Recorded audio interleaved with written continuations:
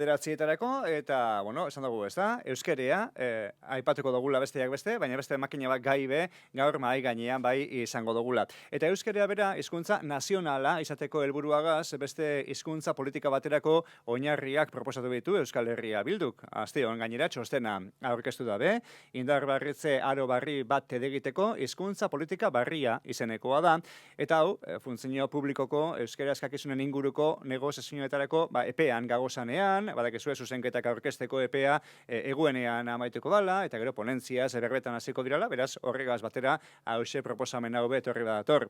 Ez dugu ezagaztuko, beste eztabaida bat be, legebiltzarrean eduki badaukagula, estatus barriaren eztabaida hortxe dagoala, eta honek gainera jeltzale eta sozialisten artean be, batirabira eta polemikia ere egin dauela, eta horregaz esnatu gara goizioan gainera.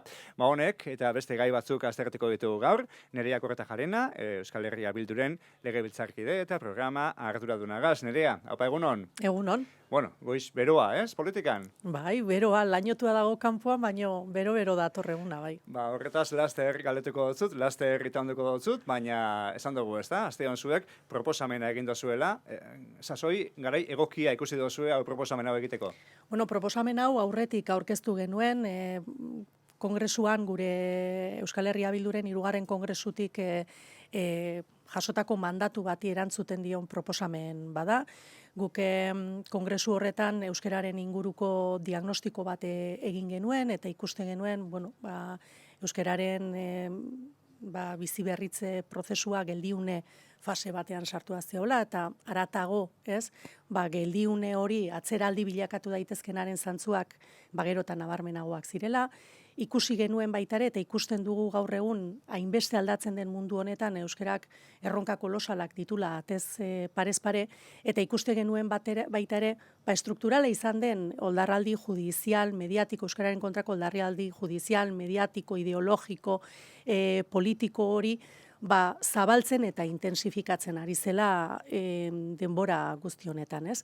Guk oso era agerikoan kongresu horretan euskara lehen mailako auzi politiko bezala identifikatu genuen, eta dagokigun ardurakrik eta herri honi ere hizkuntza politika berri bat eskaintzeko dugun arduratik, euskarak bizi duen larrialdi egoera horretatik indar berritze fase batera eramateko dugun arduratik, proposamen bat jarri genuen mahai gaine bat, lehengoan berretxitakoa, eta azkeneko 2 hilabete hauetan, ibili gera, eskualdez eskualde, gure komunitatearekin proposamen hori lantzen eta eztabaidatzen, da proposamen bat gutxi asko jasotzen duena, euskarak bizi duen egoeraren diagnostiko bat, jasotzen ditu hizkuntza politika berriak, ze uste dugu, euskarak bizi duen egoera, larritasun egoerak eskatzen duela hizkuntza politika berri bat eta hizkuntza politika eraldatzaile bat martxan jartzea, bulkada sozial eta komunitario berri batekin. Orduan, horretarako hizkuntza politika berri hori gidatuko duten printzipioak ere definitzen genituen, eta gutxi asko bagenuen estrategia bat hizkuntza politika berri hori aurrera eramateko, ez? Eta egin duguna da, azkeneko aste hauetan gure komunitatearekin estrategia hori, dokumentu hori eztabaidatu, eta adituekin eta arituekin ere dokumentu hori eztabaidatu. Eta ekarpen asko jaso ditugu, 85 ekarpenetik gora jaso ditugu prozesu horren ondorioz, adituena, arituena eta baita gure komunitatearenak, eta horrekin guztiarekin, lehengoan bozketara eraman genuen dokumentua, eta gure komunitatearen 97%aren berrespenarekin, orain guk badugu arnaz luzeko estrategia bat euskarak bizi duen larrialditik indarberritze fase batera iristeko, ez?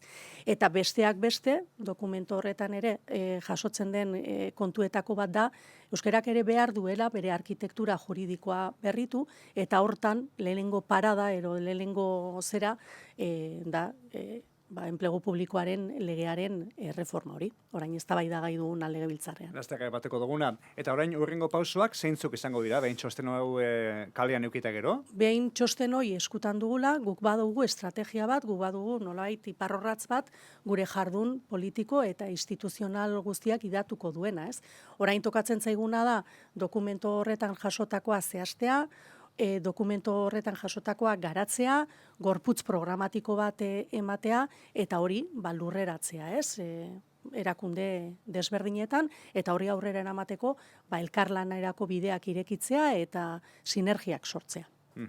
Eta esan duzu eztabaida hori hortxe dagoela legebiltzarrean baita be, funtzio publikoaren legea, eta horre euskerak funtzio publikoan eduki behar dauen lekua dela eta proposamenak hortxe dagoz mai gainean, zeuena dago, eta baita jeltzaleek egindakoa be, eta hor aldaketak eta mugimentua egon badago zala emoten dau, PSE eta jeltzaleen artean akordio horik ez dagoala edo, zuekin lan egiteko aukerak edo bezortu ditu horrek antzabanez jeltzaleen aldetik eta bar, eta horrek eta estatus barriak eta bar, horako giroa berotu egin dabe giroa bai, eta, atzoko polemika hori, eta tirabira hori, sozialista eta jeltzaleen artean ez egizan ikusi dozuen. Nahi iruditzen zait, euskal politikagintzak ez duela behar olako umekeririk. Ez duela umekeririk behar, ez duela frivolidade eta arinkeririk behar, eta guztionek baita ere gizonkeritik asko duela uste dudanez, gizonkeri gutxiago ere behar duela euskal politikagintzak, ez? Uste badirela garaiak soseguz gaiak lantzeko, badirela garaiak errespetuz eta inteligentzia politikoz gaiei heltzeko, eta behar dugula hori ez, eskuartean ditugun gaien trascendentzia ulertu, behar dugula baita ere seriotasunez, rigorez, lasaitasunez, serenidadeaz gai honen inguruan alturako debate politikoak eman, eta behar diogula herri honi eskaini hori, ez? Irtenbideak ditugun garai konplikatu hauetan, ez? Eta esanguneko elako ikamikak, zegero lehendakariak esango digu koalizio hori oso sendo dagola eta egonkortasun handia eskaintzen duela, baina nik uste dut kontrakoa dela, ez? Zarata horiek ez egonkortasun handia sortzen dutela, eta gainera sortzen dutela aurrera, zenbait gai importantetan aurrera egiteko zailtasunak. Beraz, nik uste dut sosegua behar dela inteligentzia politikoa, behar dugula errespetua, behar dugula ardura handiz arituz, gai eskuartean ditugun gaiak erantzunkizun handia eskatzen duten gaiak dira, arinkeria gutxiago, frivolitate gutxiago, eta gauzaek behar duten forman eta moduan lantzea eskatzen du guztia. Orain arte egon dira olako ikamaika batzuk, tirabira batzuk, eta bar, honek, orain arteko azken honek behintzat, eragina eukilekela uste dozu? Karo, eske kontua da, ikamika horiek legealdi honetan oso agerikoak izan direla. Eta gero, eta agerikoagoak, eta gero, eta nolabait ez dakitez, intensidade nahi bada handiagokoak, ez? Eta bati sortzen zaion galdera da, zertan dauden ados.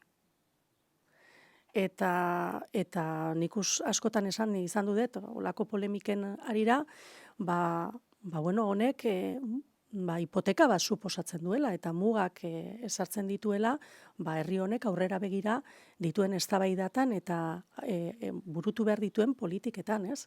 Zein da, mendik aurrera, ez dakitez, ikusita ez daude aldoz etxe bizitza planteamendutan adibidez, ez? Aste hauetan ikusten ari gera. Zein da etxe bizitzan hartuko den bidea? Denis Itsasok planteatzen duena edo Jon Insausti planteatzen duena? Zein da planteamendua? Zein da planteamendua estrategikoak diren gainuntzeko gaietan? Ze bide egingo ditugu estrategikoak diren arloetan? Zenbateraino beraien artean dituzten gatazka horiek eta proiektu falta horiek mugatzen dute euskal politika gaintzan bestelako politika batzuk garatzeko aukera. Nik uste dut hori dena ezbaian eta kontuan hartu beharko litzakela, ez?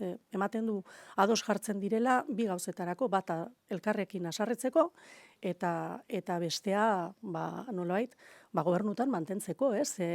Litekena da hemendik gutxira esatea, pasa dela, ez? Bersio desberdinak izan ditugu, azkeneko liskarra izan zutenean, barazoa zan Madriden zeuden eztabaidak okertzen zituzten hemengo kontuak, gobernukideen arteko erlazioak oso onak dira, baina asteburu honetan ikusi dugu Torres jauna bera ikamikan, baita ere euskararen gaiarekin, ez dakit, uste dut, zalantza hori dela, zertan dauden ados, eta estrategikoak diren gai horietan, ados egon gabe, nola helduko zaien estrategikoak diren gaiei, eta nola emango diegu funtsesko diren gaiei horietan erantzun bat herritarrei, ez? Ta zenbat denbora galtzen den, baita ere horrelako ikamika friboloetan eta inora ez dijoazten horietan. Lehengo azkeneko eztabaidan uste hitz egiten zala Eneko eta Aitorren kontuetaz, ez? Kontua da, Eneko eta Aitorren kontu horiek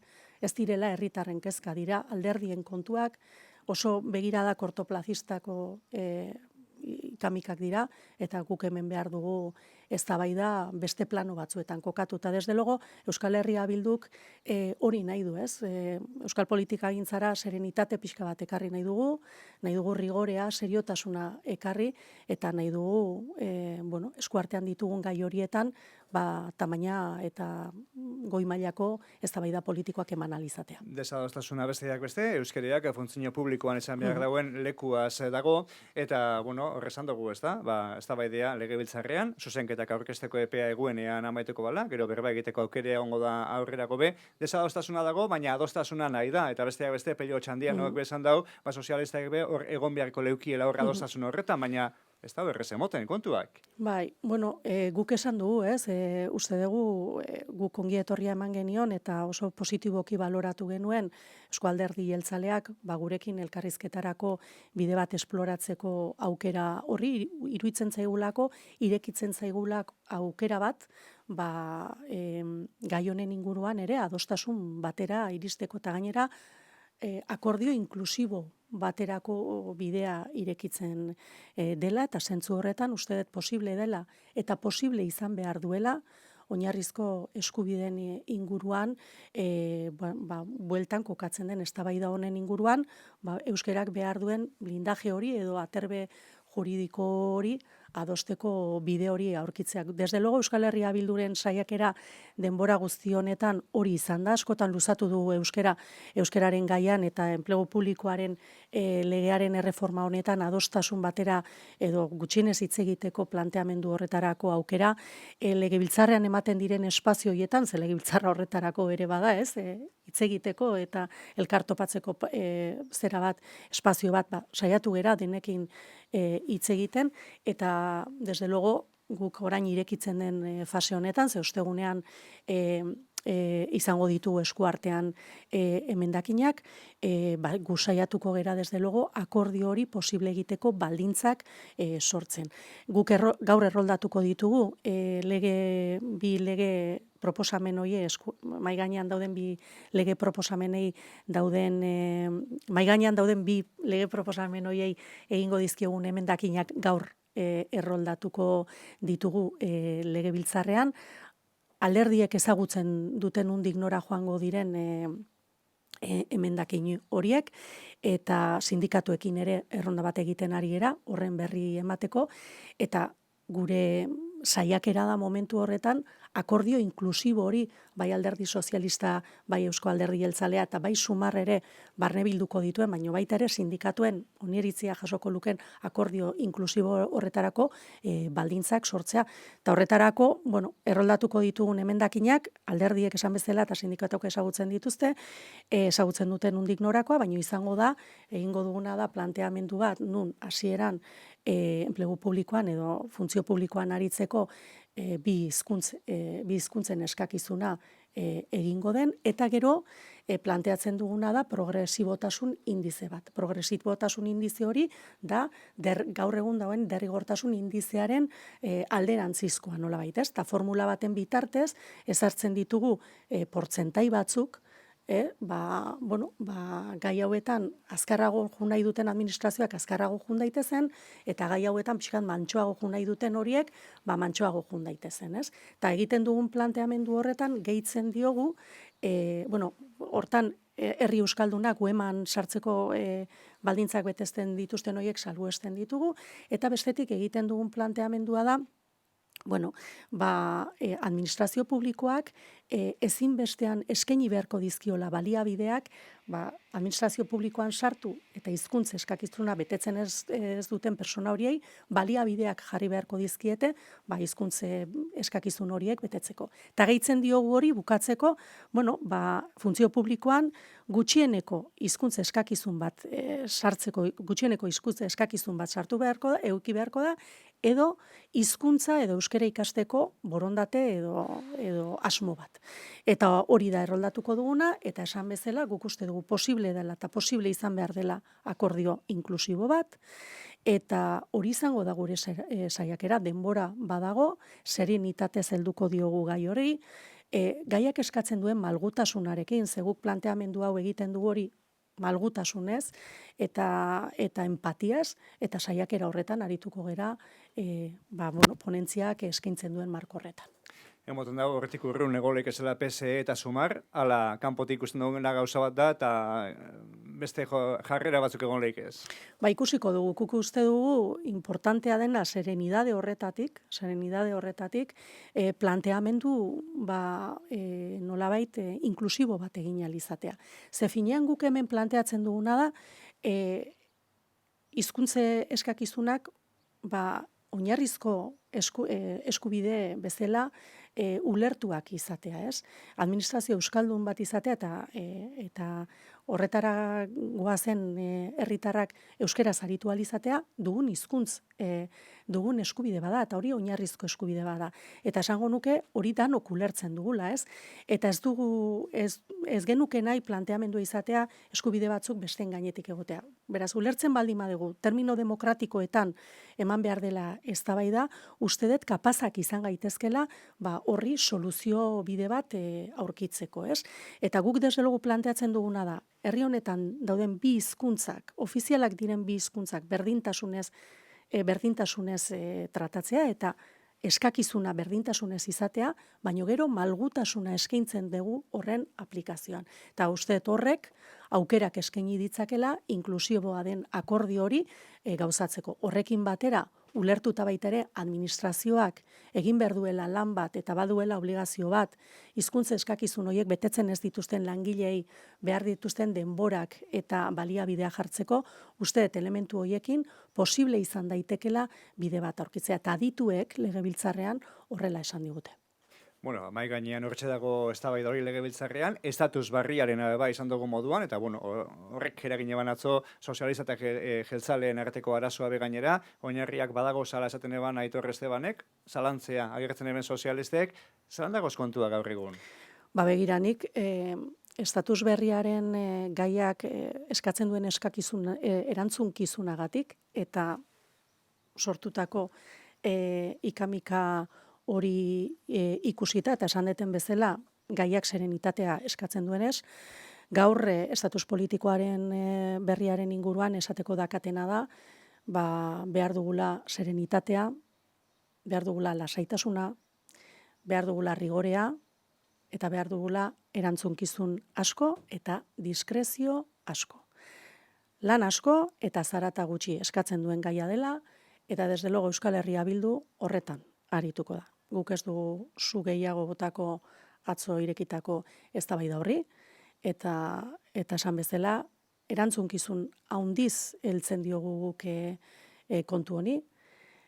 Uste denbora guzti honetan hala aritu gerala, oso urrun gaude atzo erakutsi zen espektakulo horretaz, eta gure politika ulertzeko eta gai honetan behar den erantzunkizuna ulertzeko moduak oso desberdinak diranez, gaur esateko duguna hori. Erantzunkizuna, lana, serenitatea eta diskrezioa. Zukalde lanean zabize? Hitz egiten ari gera, hori agerikoa da eta denok esan dugu. Nasaitasunez berragin behar dara zenozu euskeriaren kontua dela eta denporea badagoa eta bar. Estatusaren gaian denporea mugatuagoa da. Espainiako gobernua dortxe dagoalako eta hauteskundeak etorriko delako, behar bada aurreratu egin leikezelako, ala zer? Bueno, Espainiako hauteskundeak aurreratuko direnaren idea hori beti egonda, baino ez dakitez, baino kontua jarraitzen du. Eta hori da hipotesi bat, baino hipotesien gainean lanean aritzea baino, hobedegu, daukagun denbora ondo aprobetxatzea, erantzunkizunez aprobetxatzea, eta eman behar diren eztabaidak eman behar diren bezala ematea, eta esan bezala diskrezio handiz eta erantzunkizun handiz. Denporea bai joako, eta beraz beste gai batzu aztertu nahiko genduke, ez da besteak beste, nazioarteko egoereak eragiten dauzkun ziur bakotasuna behortxe dago, ez da? Gauzako aldako hor dagoz, gatazkak munduan zehar, gero gurean eragina dabenak eta bai, neurriak be hartzen dira, eta iragartzen dira erakundeetatik eta be, ze kezka daukazu honen inguruan? Bueno, lehenengo kezka da egoera honek eta eskalada beliko honek suposatzen duena eta dituen ondorioak gaur bertan ikusi dugu nola Alemanian, ez, gastu militarra igotzeko murrizketak datozen, ez. Eta gure kezka lehenengo humanitarioa da. Uste dugu Gernikako seme-alabak gara, asteburu honetan izan da bombardeaketen urte horrena, eta uste dut Euskal Jendarteak asteburu honetan berretsi duela, ni Donostiko manifestazioan egondu nintzen, eta berretsi duela bakearen aldeko autu politiko hori, eta hori uste dut errepikatu behar dugula eta sinestu behar dugula leku guztietan, ze ezinbestekoa da sutan dago mundu honetan, bakeerako eta burujabetzarako aldarri hori egitea, uste dut oso importantea dela, ez? Baina alde humanitario hori kontuan eukitzeaz gain, kezkatzen gaitu, haien gerrak gure miseria ere izaten direla, eta azkenean haien gerrak eta haiek sortzen dituzten gerra horiek, herritarrak ordaintzen ari garela, ez? Eta ikusten ari gara Alemaniako gaur iragartzen diren murrizketa horiek, baina eske dagoeneko gure egunerokotasunean ikusten ari gara nola bizitza konplikatzen ari zaigun, eta gero eta zailagoa den konpra egitera joatea, gero eta zailagoa den depositoa betetzea, eta gainera, uste dut, ez dakit neurtzen ari geran, azkeneko Iranen izandako zera honek, arazo honek eukarriko duen kontua, epe luzerako ekarriko dituen ondorioak, ez? Eta uste dut, importantea dela neurriak artikulatzea, ze honek bizitzaren garestitzea ekarriko du, eta herritarren bizitzan ondorio zuzena du. Eta gure sensazioa da, kontu honetan, asko ari gerala Madridera begira, Madride eskatzen diogula honen aurrean neurriak hartzea, eta importantea da, eta horiek eskaini behar dira, baina hemen ere, baditugu eskumenak, gai honen inguruan, herritarrek kontu hauen guztien inguruan, bizitzen ari diren, bizitza garestitze horri aurre egiteko, ez? Dagoeneko prekarizatzen ari ziren bizitzak, gero eta prekariago bilakatuko direla. Eta horregatik deitu dugu eztabaida monografiko bat legebiltzarrean, gai honi buruz ere behar den tamainan eztabaidatu ahal izateko, eta mahai gainean proposamenak jarri ahal izateko. Herritarrei eskaini behar dizkiogun neurri horiek edo soluzio horiek mahai gainean jarri eta eztabaidatu ahal izateko. Eztabaida hori okerrez banago ekainaren 17an izango dugu, eta han, taldeok izango dugu aukera, ez? Tarte honetan ere oso elkarrizketa gutxi dago. Pentsa mundua nola dagon, zenbat aldaketa dauden, ez? Zenbat gauzetan, ez? Jarri beharko genuke ados gurea bezalako herri txiki batean, baina ez da ere gure arteko kontaktorik izan, hasi que uste dut eztabaida soseguzko bat emateko aukera hori irekitzea legebiltzarrean oso importante izango dela. Minutu bat baino ez daukagu, maiatzaren lehenengoa izango da barikuan, ze kezka daukazu arlo horretan? Maiatzaren lehenengo honetan, gure kezka ere bada, gerra hauek langile klasean dituzten ondorioak, bizitzaren prekarizazio hori, ez? Bizitzaren garestitzaren ondorio sortzen diren preokupazio horiek, eta batez ere, baita ere pilpilean dugun eztabaida bat, eta da hemen gure gutxieneko soldata bat, propio bat ezartzeko dugun aukera, eta horretarako egin beharreko bidea. Ederto, eskerrik asko hemen txekegua zegoetegaitik, Nerea Kortajarena, denporeak igez egin desku bai, urrengoan gehiago, eskerrik asko, ondo bizi. Bai, zuei mila esker, agur.